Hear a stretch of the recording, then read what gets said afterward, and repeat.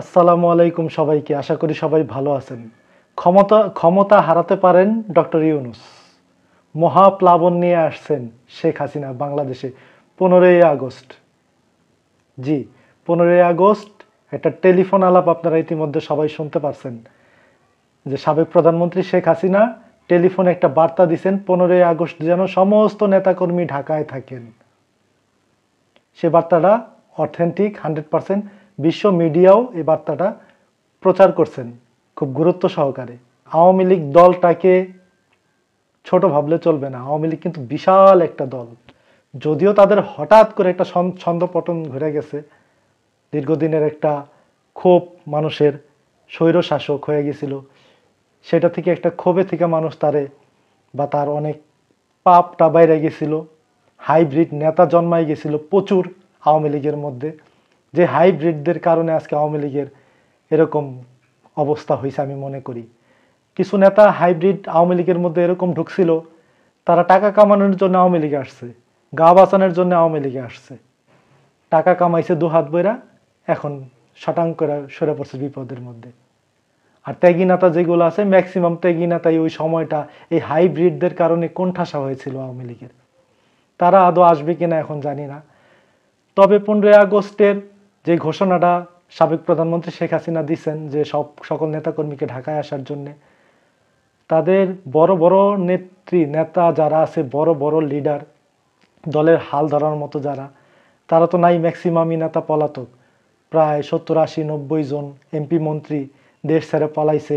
আর যারাও আছে তারা সবাই চিপা চাপায় পলায় আছে।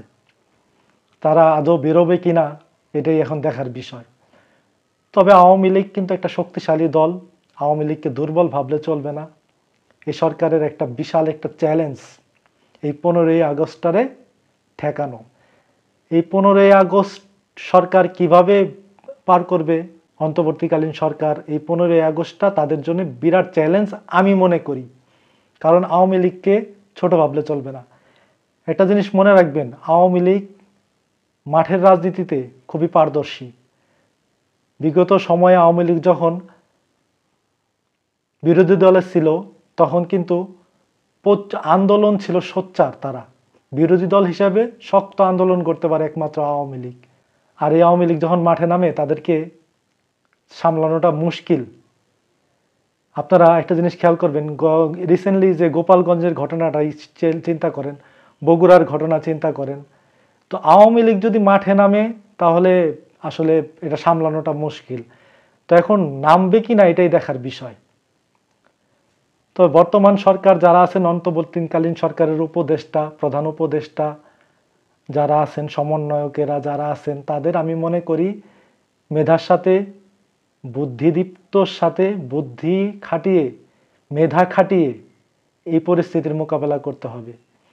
পাশাপাশি আন্তর্জাতিক আরও অনেক চাপ আছে।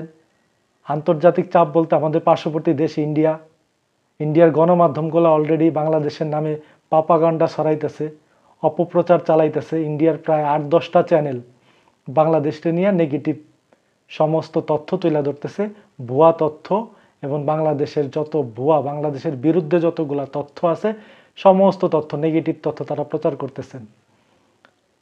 তো ইন্ডিয়ার কাজ করতেছেন বাংলাদেশে, হয়তো বা বাংলাদেশটা অস্থিতিশীল করতে বা ইউনূস সরকারকে হটানোর চিন্তা ভাবনা করতেছেন।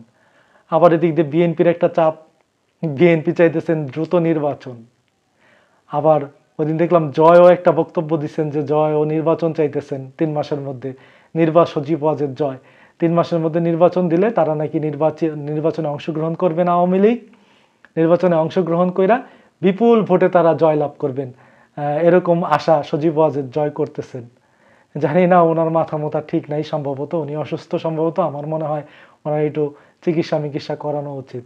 কারণ গতকালকে সজীব ওয়াজেদ জয় 15ই আগস্ট নিয়ে একটা মন্তব্য করছিলেন, আর সাবেক প্রধানমন্ত্রী শেখ হাসিনা একটা বার্তা দিলেন। দুইটা দুই রকম হয়ে গেছে। এটা ওনার সাথে ওনার সাংঘর্ষিক হয়ে গেছে। জানি না, জয় সাহেবের মাথা মোথা ঠিক নাই। আমি মনে করি ওনার একটু রেস্টে থাকা দরকার। আর নয়তো বা ওনার যদি কোনো কিছু বলারও থাকে নেতাকর্মীদের, বা বাংলাদেশ সম্পর্কে কোনো কিছু বলার থাকলে, নেতাকর্মীদের উজ্জীবিত করার কিছু থাকলে, ওনার মার কাছ থেকে ওনার পরামর্শ নিয়ে তারপরে বলা উচিত। কারণ উনি ইদানিং উল্টাপাল্টা করতেছে। তো যাই হোক, অনেক কথা বললাম, যে আপনারা আসলে এই 15ই আগস্টে ঘিরা কি দেখতেছেন, কি হবে বাংলাদেশটা বলা যাইতেছে না। আপনাদের মতামত কি কমেন্ট বক্সে জানাবেন। আর একটা জিনিস আমি মনে করি, 15ই আগস্ট তো রাষ্ট্রীয় শোক দিবস পালন করতো, গত 16 বছর আমরা করে আসছি, 15 বছর। তো হঠাৎ করে এই সরকার যেহেতু পরিবর্তন হয়েছে, অন্তর্বর্তীকালীন সরকার ক্ষমতায়, 15ই আগস্ট শোক দিবস, রাষ্ট্রীয় শোক দিবস রাখবে কিনা জানি না, বা যে একটা ছুটির ব্যবস্থা ছিল সেই ছুটিটা বহাল রাখবে কিনা জানি না। তবে আমি মনে করি বর্তমান পরিস্থিতিতে এটা ছুটিটা বহাল রাখাই উচিত, কারণ বহাল রাখলে সর্বশ্রেণী সর্বদলের গ্রহণযোগ্য একটা সরকার হিসাবে সবার কাছে স্বীকৃতি পাবে আমি মনে করি। তো ওই হিসাবে আমি মনে করি যে 15ই আগস্টের সাধারণ ছুটিটা রাখা উচিত। আপনাদের কি মতামত কমেন্টে জানাবেন। তো ভালো থাকবেন সবাই, আসসালামু আলাইকুম।